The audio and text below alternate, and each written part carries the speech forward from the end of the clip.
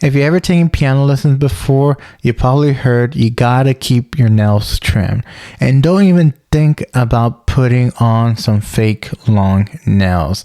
And if you're doing piano as something recreationally, then why is something you're doing as a hobby taking over and making these lifestyle decisions for you? And that can be frustrating. And so, who knows, maybe you're not that serious about the piano and you just want to keep, your nails long for a week or two, and you just don't want to get yelled at by your piano teacher. So by making this video, essentially it's like saying, here's how you're supposed to be texting and driving. You're not supposed to really be doing that. And from piano, keeping your nails long, you're not going to be as efficient. But hey, at least no one's life is in danger. So if you are going to be playing piano with your nails long, we might as well find a safe way to do it.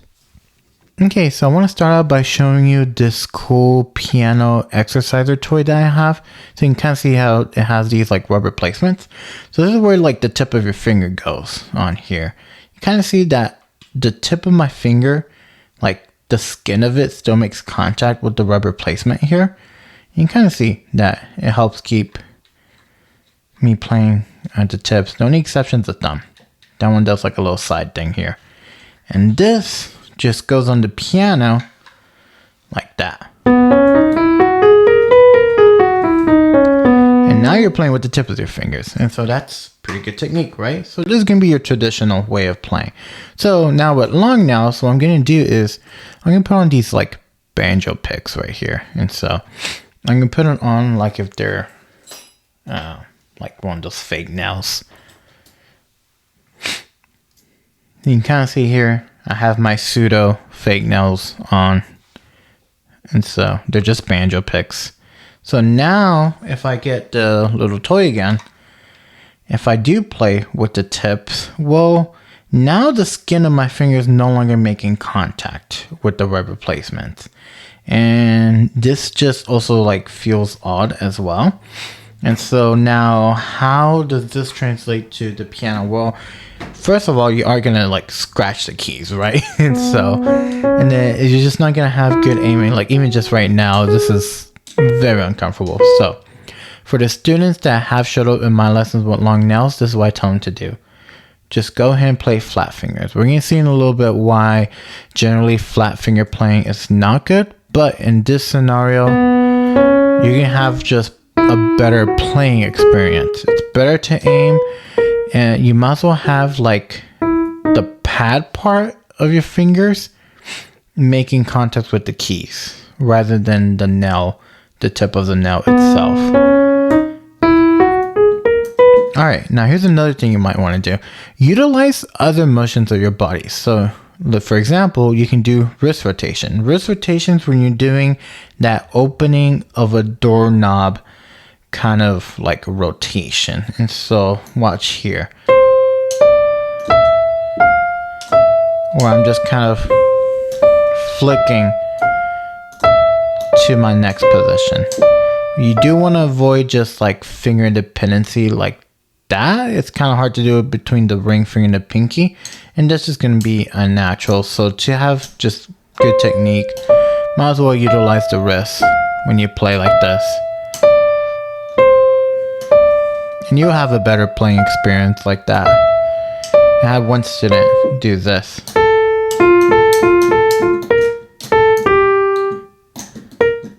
a little hard to aim. And again, not the most efficient, but at least it's safer. And so I'm just not used to playing with anything on my fingers, not even with rings. And so doesn't mean you still can't play fast. Just like with any motion in your body, you can train it.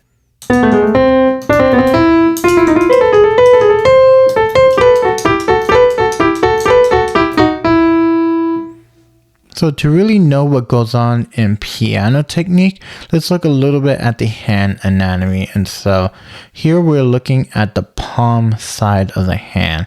And so here's a cool trick that you can do even right now at home. So if you get your hand out, extend it with palm side up, go ahead and cross it on the other side of your shoulder, go ahead and wiggle your fingers. You can notice that your forearm here also wiggles with it. And so, well, what's kind of happening? Well, what's interesting is that our fingers don't really have muscles. They do, but it's more for cushioning. The finger muscles are actually on your forearm, and that is what we're looking at here.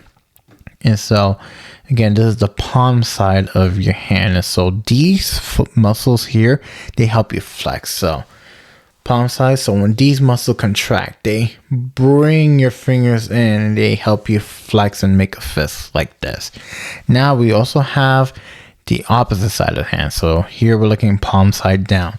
Now those muscles, these help you extend. So when this muscle contracts, it extends your finger out. And so let's skip this part for now. So what happens is you have both muscles working together in hand motion. So you have your extender muscles that are pulling your fingers up, and you have your flexor muscle that's pulling your fingers down.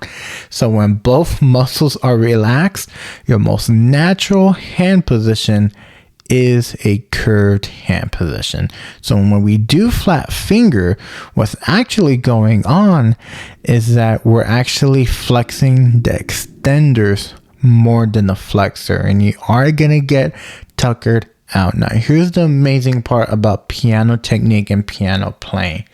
If at any point anything hurts, you can change the way you play. Piano playing is not meant to hurt. If anything, that's probably a good indication that what you're doing probably isn't right. So again, like I said, there is no really right way to play piano with long nails, because that's not really how it's supposed to play. But be sure to pay attention to your hand anatomy.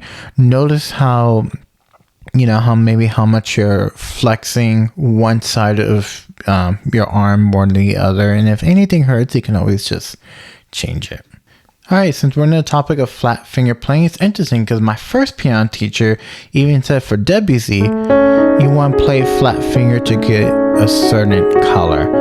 And so it's not 100% frowned upon. And so, but rarely we ever really do play with flat finger. So one more thing I want to add with flat finger playing is that if you are going to play multiple notes or chords, you might want to do like, I like to call it this basketball kind of motion, where you're just adding weight to your hand. You're just kind of letting it drop. Since we really can't do the flexion or the extension because of the long nails, your best bet is playing with the pads of your fingers and just kind of letting it drop for the chords.